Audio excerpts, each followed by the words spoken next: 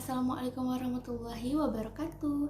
Perkenalkan, nama saya Safira Safianati Arifah.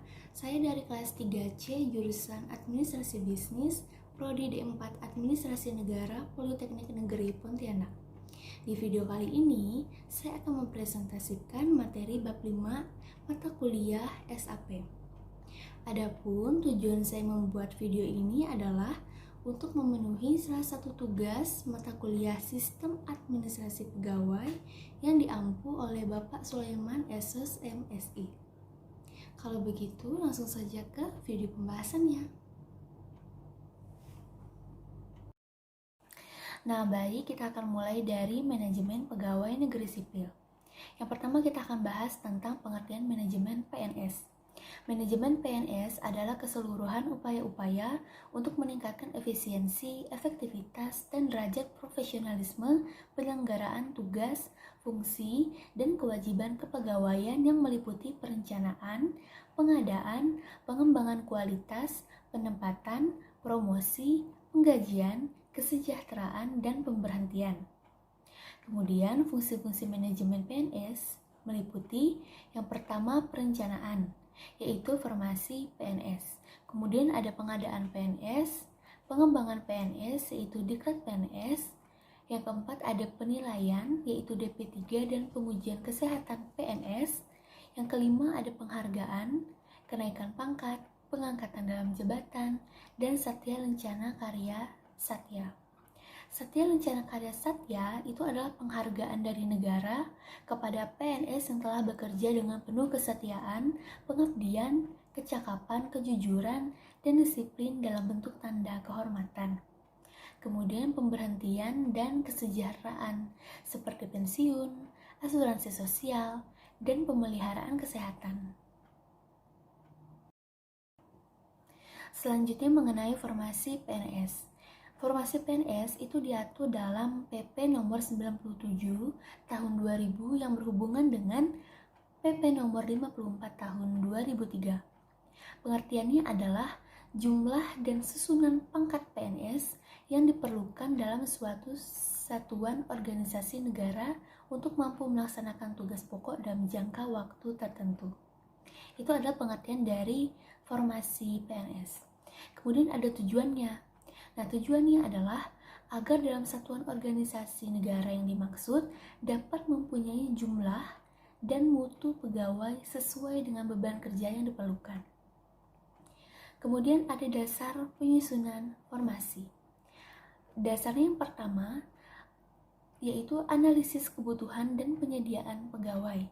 Kemudian kedua, sesuai dengan jabatan yang tersedia. Yang ketiga, dengan memperhatikan norma standar dan prosedur yang ditetapkan oleh pemerintah. Selanjutnya ada jenis formasi PNS. Jenis formasi PNS itu terbagi menjadi dua. Yang pertama formasi PNS pusat dan yang kedua ada formasi PNS daerah. Nah, formasi PNS daerah itu terdiri lagi dari yang pertama formasi PNS daerah provinsi, formasi PNS daerah kabupaten, dan formasi PNS daerah kota. Selanjutnya penetapan formasi PNS. Yang pertama, formasi PNS pusat. Setiap tahun anggaran itu ditetapkan oleh menteri yang bertanggung jawab di bidang pendayagunaan aparatur negara setelah mendapat pertimbangan Kepala Badan Kepegawaian Negara. Nah, sedangkan formasi PNS daerah, pemerintah daerah provinsi atau kabupaten atau kota setiap tahun anggaran ditetapkan oleh kepala daerah masing-masing setelah mendapat persetujuan tertulis menteri yang bertanggung jawab di bidang pendayagunaan aparatur negara berdasarkan pertimbangan kepala BKN. Nah, jadi kalau penetapan formasi PNS di pusat itu ditetapkan oleh menteri, tetapi kalau formasi PNS di daerah itu ditetapkan oleh kepala daerah masing-masing. Nah, penetapan dan persetujuan formasi PNS pusat dan formasi PNS daerah dilakukan berdasarkan usul dari yang pertama, PPK pusat, dan yang kedua, PPK daerah yang dikoordinasikan oleh gubernur. Selanjutnya, ada pengadaan PNS. Pengadaan PNS itu diatur dalam PP nomor 98 tahun 2000 yang berhubungan dengan PP nomor 11 tahun 2002. Pengertiannya adalah proses kegiatan untuk mengisi formasi yang lowong, mulai dari perencanaan, pengumuman, pelamaran, penyaringan, hingga pengangkatan menjadi PNS. Lowongan formasi itu disebabkan yang pertama karena adanya PNS yang pensiun, berkekuatan hukum yang tetap, dan adanya perluasan organisasi pemerintah. Selanjutnya kita akan mulai dari pengumuman. Nah, pengumuman itu harus diumumkan seluas-luasnya melalui media massa yang tersedia atau dengan bentuk lainnya yang digunakan sehingga pengadaan PNS itu bisa diketahui oleh banyak orang, bisa diketahui oleh umum. Kemudian, pengumuman tersebut dilakukan paling lambat 15 hari sebelum tanggal penerimaan. Selanjutnya, dalam pengumuman harus dicantumkan diantaranya jumlah dan jenis jabatan lowong, kualifikasi pendidikan yang dibutuhkan, syarat yang harus dipenuhi oleh setiap pelamar, alamat dan tempat lamaran ditujukan, batas waktu pengajuan surat lamaran, waktu dan tempat seleksi, dan lain-lain hal yang dianggap perlu. Kemudian masuk ke pelamaran. Yang pertama, lamaran ditulis dengan tulisan tangan sendiri yang ditujukan kepada pejabat pembina kepegawaian instansi yang bersangkutan. Jadi lamaran itu ditulis oleh kita sendiri dengan tulisan tangan. Kemudian dalam surat lamaran itu harus dilampirkan beberapa hal, beberapa yang penting. Yang pertama, fotokopi STTB atau ijazah yang telah disahkan oleh pejabat yang berwenang. Yang kedua, kartu tanda pencari kerja dari Dipnaker atau Disnaker. Yang ketiga, pas foto menurut ukuran dan jumlah yang ditentukan. Selanjutnya, setelah pelamaran akan ada penyaringan. Yang pertama, pemeriksaan administratif. Surat lamaran yang tidak memenuhi syarat itu akan dikembalikan lagi kepada pelamar disertai alasannya. Dan bagaimana jika yang memenuhi syarat? Maka surat lamaran tersebut akan disusun dan didaftarkan secara tertib. Kemudian panitia ujian. Panitia ujian itu sekurang-kurangnya terdiri dari 3 orang atau terdiri dari 3 orang, yaitu seorang ketua merangkap anggota, seorang sekretaris merangkap anggota, dan seorang anggota. Nah, jika panitia lebih dari 3 orang, maka jumlahnya harus bilangan ganjil. Selanjutnya, tugas panitia ujian. Apa sih tugas panitia ujian? Yang pertama, tentunya menyiapkan dan mengumpulkan bahan untuk ujian. Yang kedua, menentukan pedoman pemeriksaan dan penilaian ujian. Yang ketiga, menentukan tempat dan jadwal dilaksanakannya ujian. Yang keempat, menyelenggarakan ujian dan memeriksa dan menentukan hasil ujian yang telah dilakukan. Selanjutnya kita akan bahas tentang materi ujian. Nah, tes kompetensi yang materinya disesuaikan dengan kebutuhan persyaratan jabatan, antara lain meliputi pengetahuan umum, bahasa Indonesia, kebijakan pemerintah, pengetahuan teknis, dan pengetahuan lainnya. Kemudian, ujian. Untuk menjamin objektivitas, maka ujian dilaksanakan secara tertulis, dan apabila dipandang perlu diadakan ujian lisan, itu berupa wawancara atau ujian keterampilan. Kemudian pengumuman pelamar yang diterima. Nah, pengumuman itu dimuat dalam media cetak dan diberitahukan secara tertulis kepada peserta. Biasanya diumumkan lewat media cetak, yaitu koran. Pengumuman hendaknya memuat kapan, di mana, kepada pejabat mana, dan waktu sambat-lambatnya harus melapor. Batas waktu melapor sekurang-kurangnya 14 hari kerja terhitung mulai tanggal dikirimkan surat pemberitahuan tersebut.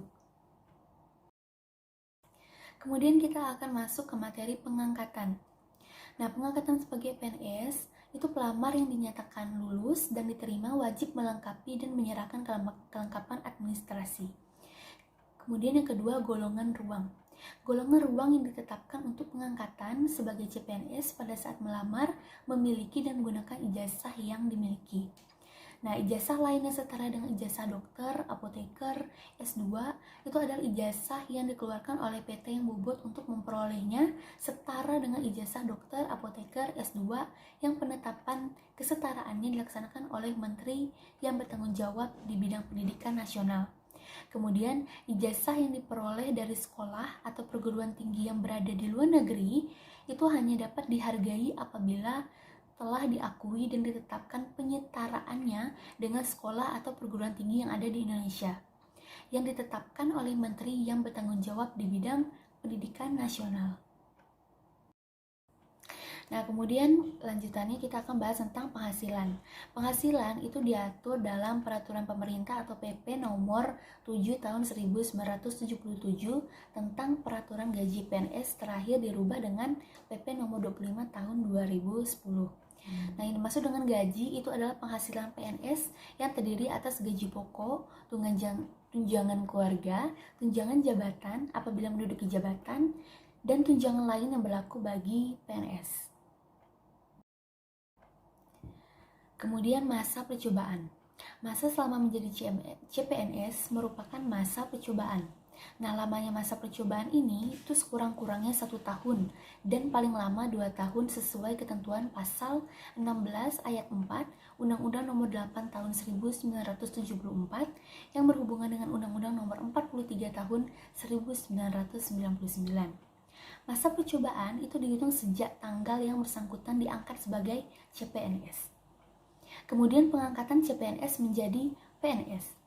Nah, CPNS yang telah menjalankan masa percobaan sekurang-kurangnya 1 tahun itu dapat diangkat menjadi PNS dalam jabatan dan pangkat tertentu yang ditetapkan oleh PPK atau pejabat yang ditunjuk apabila telah memenuhi syarat-syarat antara lain.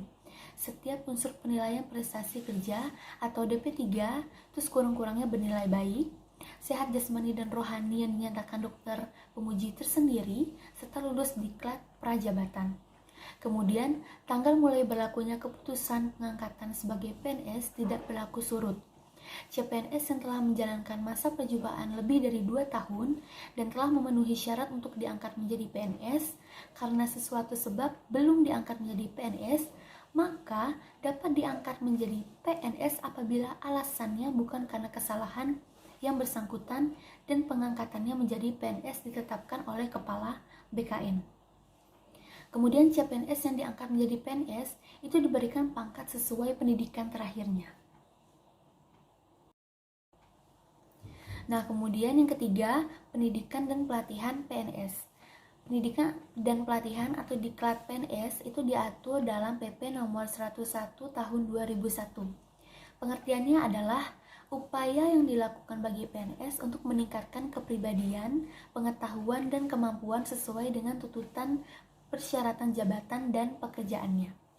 Tujuan umum diklat yang diatur dalam Undang-Undang Nomor 43 Tahun 1999 diantaranya yaitu yang pertama, meningkatkan pengabdian, mutu, keahlian, dan keterampilan, menciptakan adanya pola pikir yang sama, menciptakan dan mengembangkan metode kerja yang lebih baik, serta membina karir PNS. Kemudian jenis dan jenjang diklat PNS.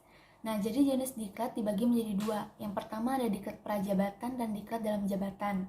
Kemudian jenjang diklat dalam jabatan dibagi menjadi 3. Yang pertama diklat kepemimpinan, diklat fungsional, dan diklat teknis. Kemudian peserta diklat. Diklat prajabatan, yaitu CPNS yang akan atau telah menduduki jabatan eselon 1, 2, 3, dan 4. Yang kedua, diklat PIM, yaitu PNS yang akan atau telah menduduki jabatan eselon 1, 2, 3, dan 4.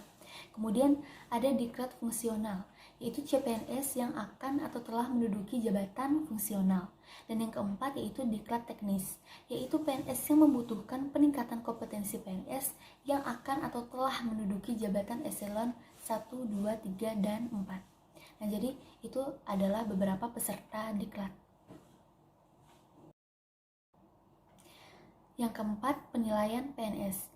Daftar penilaian pelaksanaan pekerjaan atau DP3.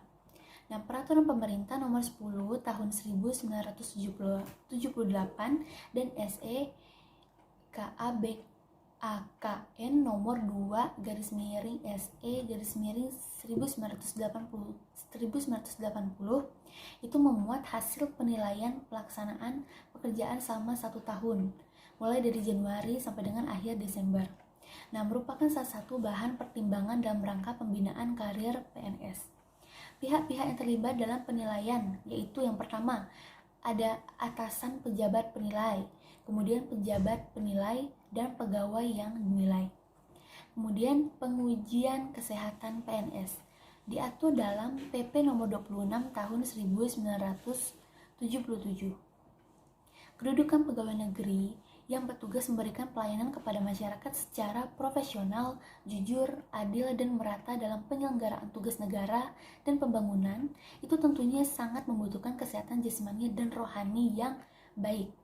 Untuk itulah diperlukan pemeliharaan kesehatan dan pengujian kesehatan bagi PNS tertentu dan CPNS untuk menjadi PNS. Selanjutnya, penghargaan. Nah, PNS itu juga diberi penghargaan. PNS yang telah memenuhi kewajibannya sebagai PNS dan memenuhi syarat yang ditentukan dapat diberi penghargaan atau kepercayaan berupa yang pertama, kenaikan pangkat PNS. Itu juga merupakan penghargaan. Yang kedua, pengangkatan dalam jabatan struktural atau fungsional. Dan yang ketiga, Satya Lencana Karya Satya yang sudah dijelaskan di awal video. Nah, kemudian materi terakhir pada presentasi kali ini yaitu materi tentang pemberhentian CPNS. Diatur dalam pasal 18 PP 98 tahun 2000 yang berhubungan dengan PP nomor 11 tahun 2002. Nah, pemberhentian CPNS itu dibagi menjadi dua. Ada diberhentikan dengan hormat dan ada yang diberhentikan dengan tidak hormat. Yang diberhentikan dengan hormat itu antara lain yang mengajukan berhenti, tidak sehat, tidak lulus diklat prajabatan, tidak menunjukkan kecakapan dalam melaksanakan tugas, menunjukkan sikap budi pekerti yang tidak baik yang bisa mengganggu lingkungan pekerjaannya, kemudian dijatuhi hukuman disiplin tingkat sedang, mengajukan berhenti karena menjadi anggota partai politik, dan tidak melapor setelah 1 bulan menerima SK CPNS. Itu akan diberhentikan dengan hormat. Kemudian kalau diberhentikan dengan tidak hormat, itu yang pertama memberikan keterangan dan bukti yang tidak benar. Kemudian dihukum penjara atau kurungan karena melakukan kejahatan, dijatuhi hukuman disiplin berat, dan menjadi anggota parpol atau partai politik tanpa mengajukan berhenti. Nah, jadi kalau misalnya dijatuhi hukuman disiplin tetapi masih tingkat sedang, itu masih diberhentikan dengan hormat. Tetapi jika dijatuhi hukuman disiplin yang berat, itu diberhentikan dengan tidak hormat. Nah, jadi itulah beberapa penyampaian materi yang dapat saya sampaikan. Saya mohon maaf apabila ada kesalahan dalam penyampaian materi. Saya ucapkan terima kasih yang telah menonton video ini. Semoga membantu menambah informasi teman-teman semua. Saya ucapkan wassalamualaikum warahmatullahi wabarakatuh. See you on the next video. Bye-bye.